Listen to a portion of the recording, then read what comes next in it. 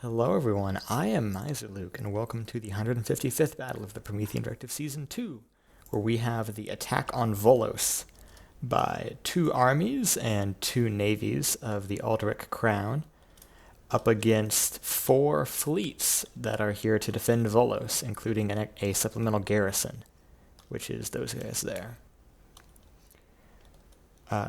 It seems that Ionia now also has sailing ships that fly. Not cannon, sailing ships. Ship's caps, please work with me. This guy, here we go. And seemingly, like all other new Ionian craft, these guys believe in the missile meta. But they also have cannons. Those cannons look cool. But that is a ton of missiles, too.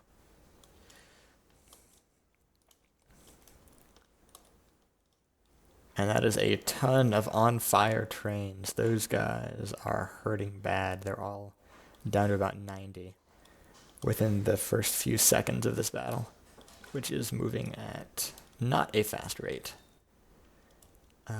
It seems that Auldric Crown, or Ionian Kingdom, did not get the memo about the fleet battle limits, and I didn't bother to enforce it here because the battle really won't take that long. It's a bigger issue when stuff is evasive and gimmicky, but here everything is fragile and made of wood.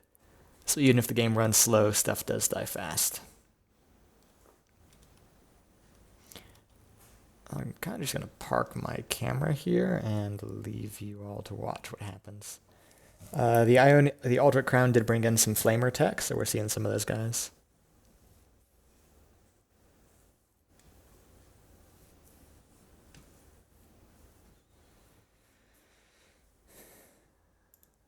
It is kind of sad. The missile meta has destroyed low meta. That suddenly started running faster. Okay, we run at 1/3 game speed now. That's cool.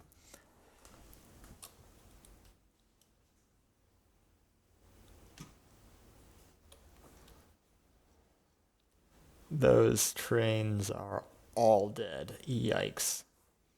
That instant has been brutal. Yeah, we might honestly need to like ban ensign missiles in low meta. Because it is so bad.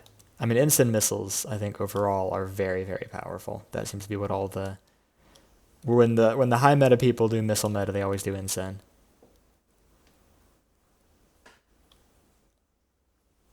Yeah. Although some stuff, like I think Nauka, those missile cruisers do not use ensign. They just use other missile types.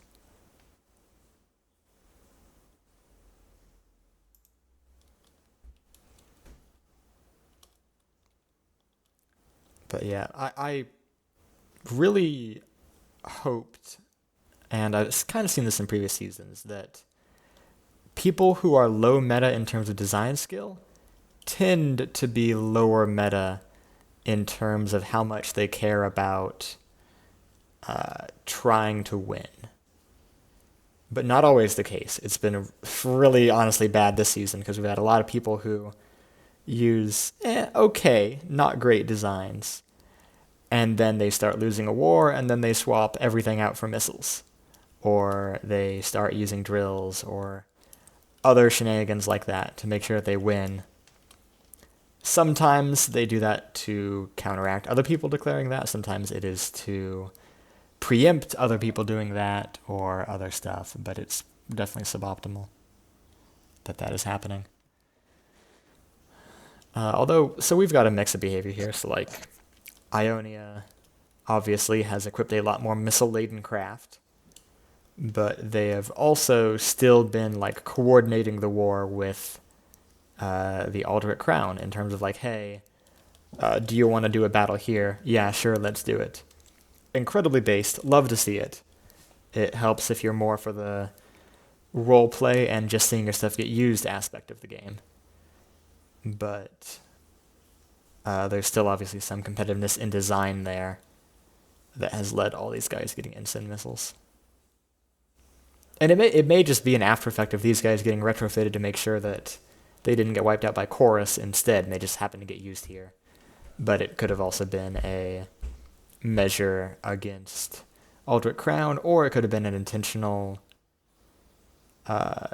like insurance policy to make sure that Ionia didn't get killed, because they've lost a lot of previous battles, but now that their big stuff's being hit, they're employing more capable strategies, which I don't mind quite as much if you have like scales of meta-ness where like the fleets you send to attack are bad, the fleets you have around your territory are okay, and the fleets that you defend with are very good, as a way of making sure that you don't get obliterated if you end up in a mismatched war, but also that you don't obliterate your enemy if you end up on the other side of a mismatched war. So maybe that's the case, maybe it's not.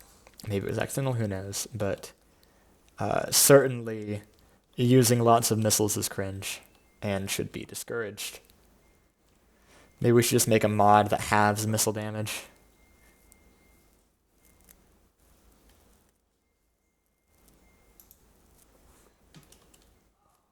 Have their damage, their speed, their range, their turning. That would probably about do it.